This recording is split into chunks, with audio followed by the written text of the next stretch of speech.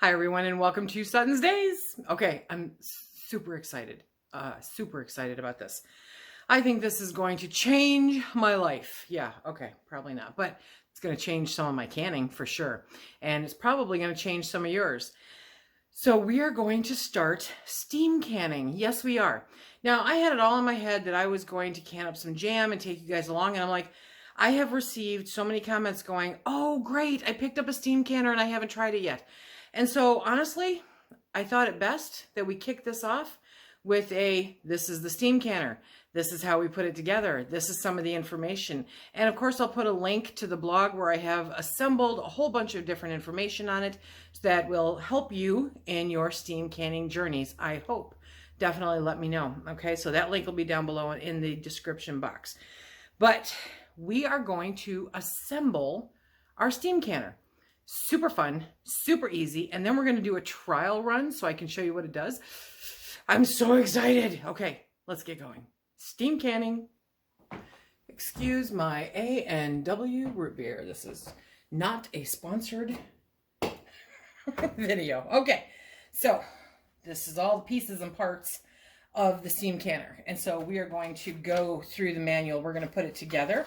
We're going to do a test run. Now remember, when we redid the kitchen, I said, I'm not going to be canning on this stove. I can can on this stove with a steam canner. Yes, I can. So we will do it and show you what is going on. Okay. So this is the base. Okay. If this is any indication about how awesome this is going to be, right? This is the base. This is what you put the water in, and you only fill the water up until it just meets that tray. Is that cool? I know. That's cool. I know. Okay. It's the little things, right? So now we're going to, putting this together is going to be a no-brainer. Seriously. Let me bring you over just a little bit more. Okay. So we have the base. We have the rack.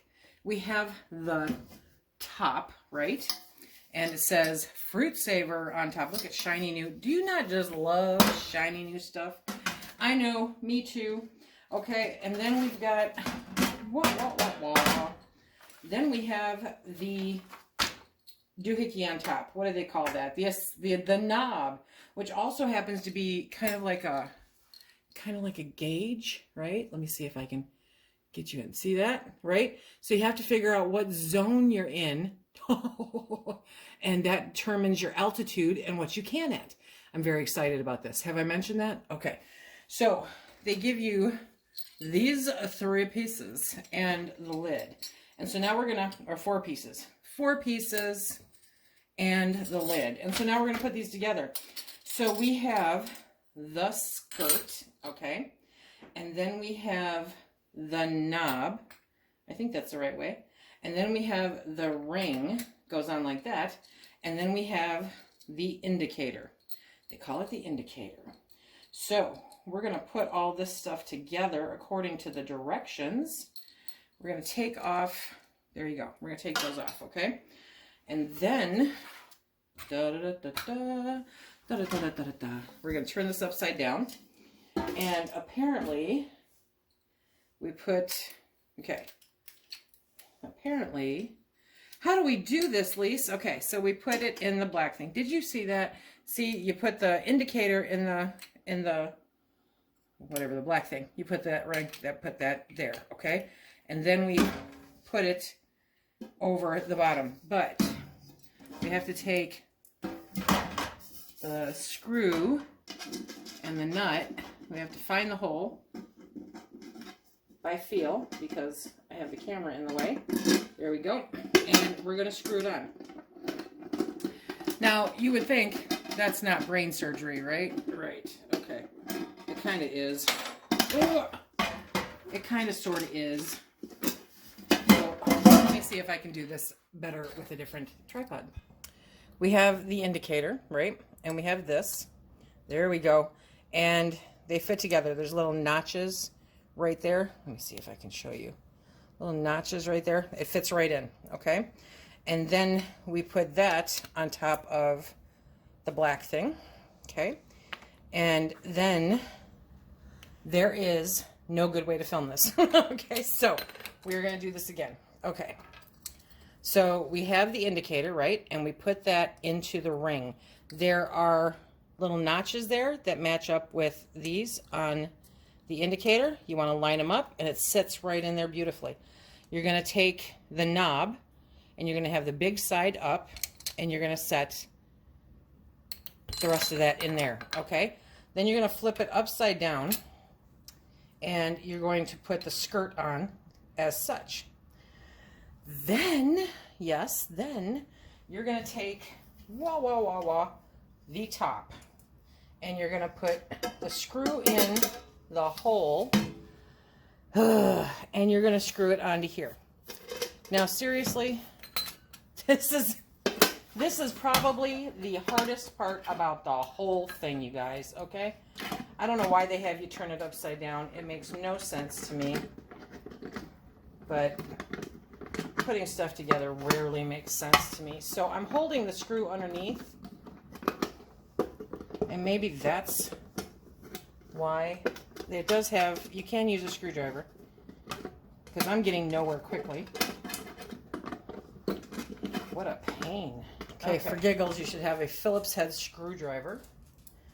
And we're going to put that through the hole. I'm going to use the screwdriver to keep it still. And the rest of this goes on. Okay.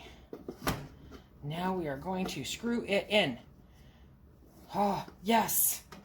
I did it. You don't even have to turn it very much. Which is probably the problem, is that I was looking to turn it more than you needed to. Make sure that's in there good. Okay. There we go. You actually don't need to turn it very much at all. However, you do want to make sure that the indicator is reading the same direction as the food saver. So you don't want it turned around, and they point that out in the directions. You want it to be able to read it there, okay? So, hey, we got it! Yay! Phil got all worried when I came and absconded with his screwdriver. Okay, so now's the fun time. Are you ready? A couple of honorable mentions here. This is metal. Always use a pot holder or, silicone gloves or something like that when you're touching any part of this canner. This does not replace a pressure canner. This is only for low acid foods like jams, jellies, pickles, chutney, that kind of stuff, okay? So this works like your water bath canner. And for anything that is water bath, like it can't water bath everything, okay? There are a few items out there that require you to water bath for more than 45 minutes. Anything that you have to water bath for more than 45 minutes, you cannot do in here because it will not have enough water to allow you to do it. So what you do in here, though, ready, is you have your rack and your base, right? And you add 2.5 quarts of water, which takes you up to this rack that's in there.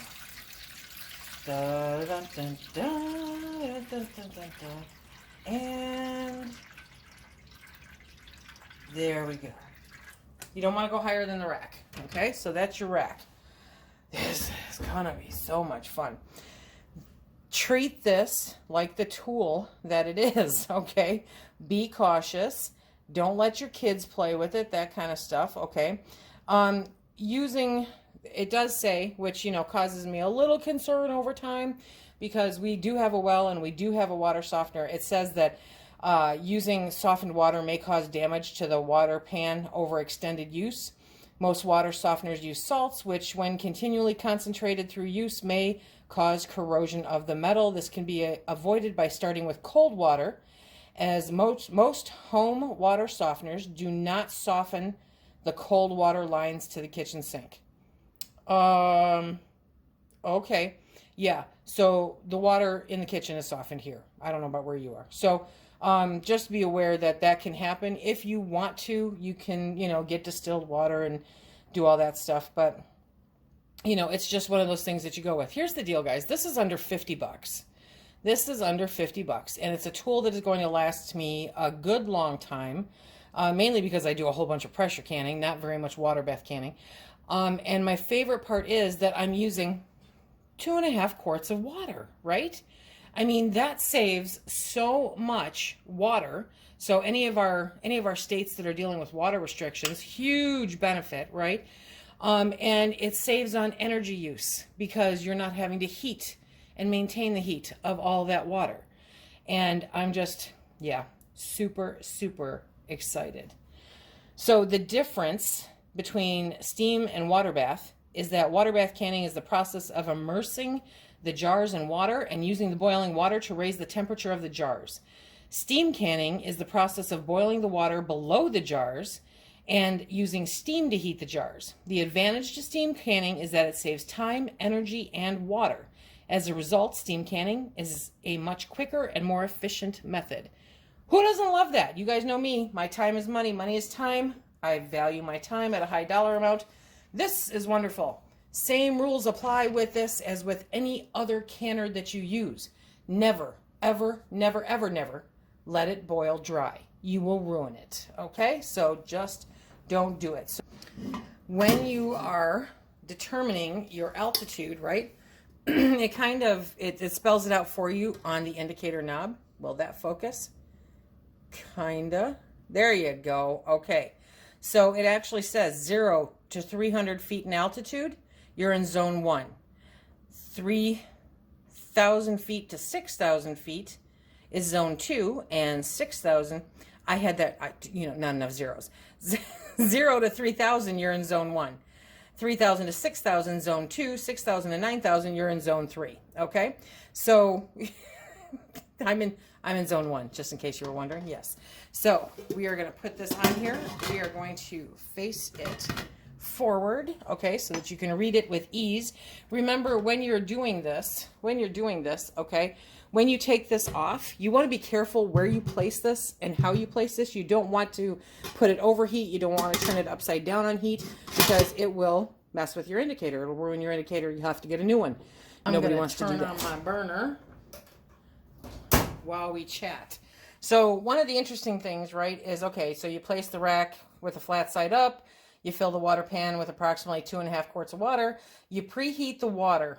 This is interesting. You preheat the water to 140 degrees Fahrenheit for raw packed foods and 180 degrees Fahrenheit for hot packed foods. So you're going to need to make a note someplace to remember that the water temperature that you start off with is different depending on whether it's raw packed or whether it's hot packed.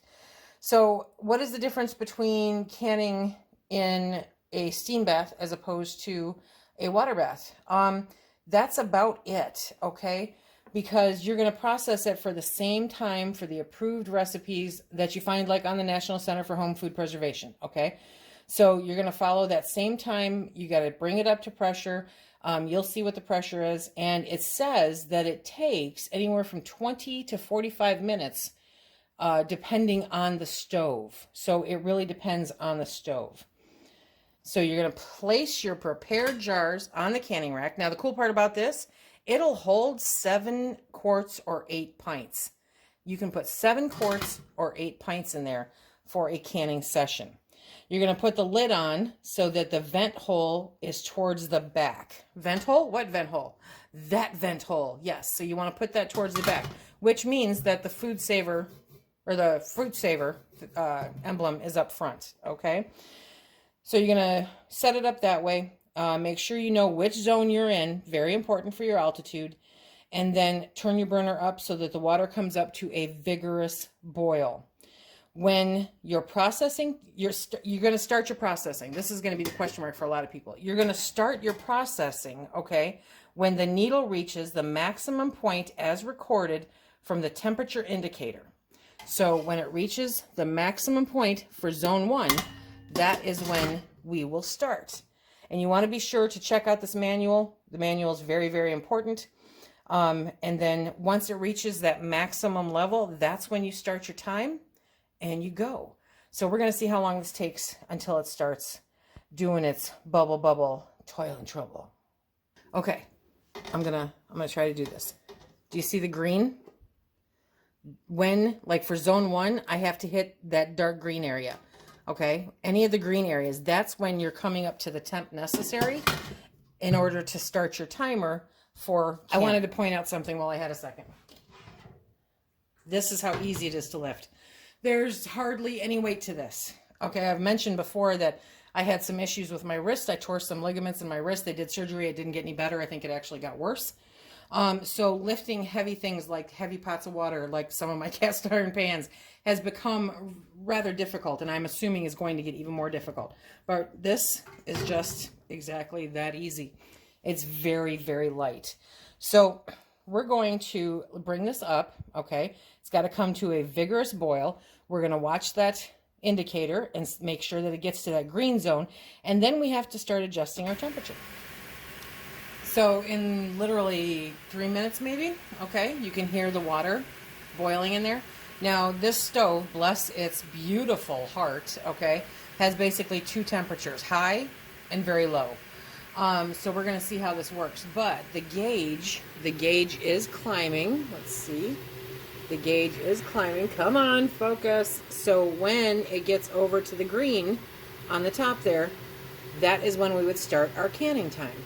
Let's see how long it takes. I might add, ladies and gentlemen, that it is 85 degrees outside. I have the air conditioning on in the house because it is humid and nasty. And to bring a water bath canner up to temp to where it's in a rolling boil and we can put the jars in, I would be steaming up my house, right? This thing is climbing and I'm not noticing any temperature change in here at all. Okay, do you guys see that? Do you see that there? So you'll see steam, you'll see little moisture popping up there. Perfectly normal, absolutely good. Not an issue, okay?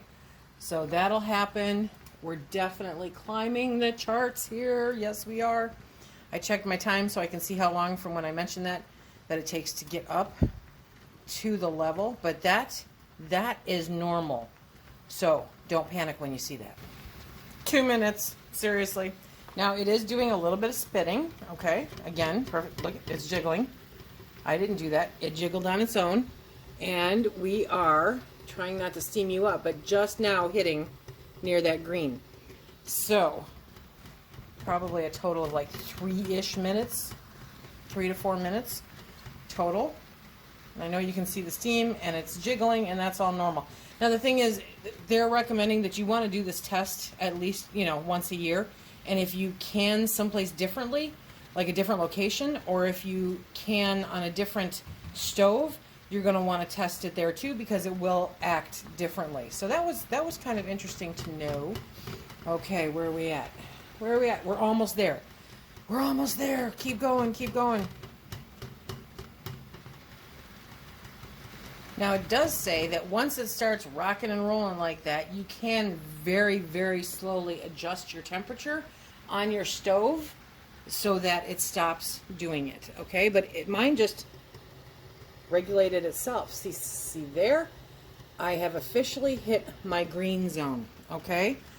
So now is when I would start my timer for canning. So say I was canning, I don't know, anything for 10 minutes, 15 minutes, 20 minutes, right? So what I want to do now, though, is I don't want to leave it on high. I do want to slowly back down my temperature. It wants to stay in that green zone, okay, but you don't want it to like overdo it. So slowly back down your temperature at the same time that you're starting your timer for your canner, okay? That is going to completely depend upon your stove, how it regulates its temperature, how it regulates all that fun stuff. Every single stove is different. You have to find your sweet spot. You really do. So to show you, see, we are definitely now into the green for me. So very, very cool. We're going to let this run for 10 minutes. Now it is steaming, okay, but I still think that it's putting out a lot less steam than a full water bath canner does. I'm adjusting my heat again, but this seems to, between the vent in the back and this wobbling that it does, seems to help regulate that steam a little bit also. But you do want to turn it down a little bit, but don't let it go under where it's supposed to be, okay? The steam that builds up on the inside is what seals the jar. It's a beautiful thing. I'm so excited. It's just, I love new ways to do things, new old ways. This has been around for, I think it was finally approved again in 2015. They had steam canners back in 1920 is when it made its appearance on the market, right? But then nobody did any testing, you know, nobody did any scientific testing to make sure how accurate it was and how safe it was and whatnot. But finally they did, yes. In 2015, they decided, I think it was Wisconsin University decided, Wisconsin-Madison maybe, that it's safe. It passed all the tests. You can do it. So now for the last six years, steam canning has been just kicking it, right? You don't see very much of it though, which I'm kind of surprised at. You really don't. But steam canning is absolutely safe in many of the same ways that you would use water bath canning. Again, check out the link in the description box below for a little bit more information and for some links on other sources of information. So very exciting. So what we're going to do now, okay, we're going to say it's been 10 minutes. We are going to turn off the heat. If you are on an electric stove like this one is, it's going to take a little bit longer for that plate to cool off. If you are on a gas stove, you're automatically cooling off. But in either case, you want to let it sit for 5 minutes. So we're going to let it sit for 5 minutes and then we'll be back. Okay, so this is where you need to pay attention. Okay, you don't want to get hurt. You don't want to get hurt. So 5 minutes have gone by. I can guarantee you that puppy is still hot. Okay, so let's pretend there are jars in there.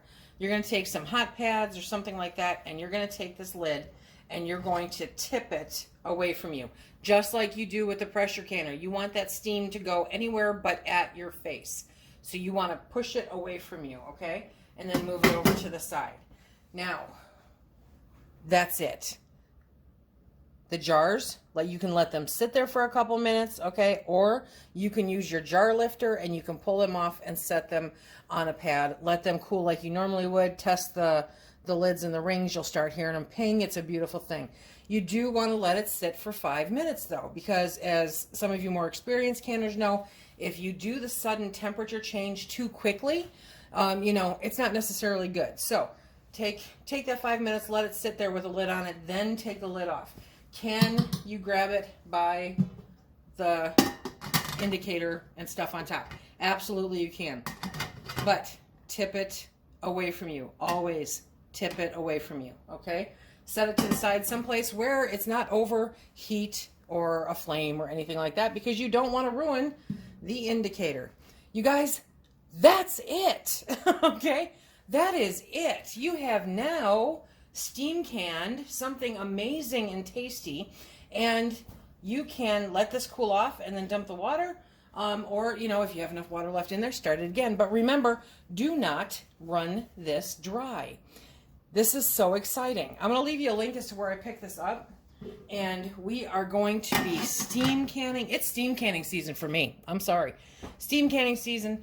I did not make hardly any jams or jellies last year, and I have the jars, and I'm going to be making some up, and I'm going to be dragging you guys right along with me, and we are going to be doing steam canning instead of water bath canning. I'm so excited. I hope that you are too. I hope that you will join me for this amazing journey. It's that simple. It's that easy. It is life-changing. Okay, so remember, if you like what we do here, please hit that like, subscribe, and share. Check us out on Instagram and Facebook. And until the next time, everybody, please be safe.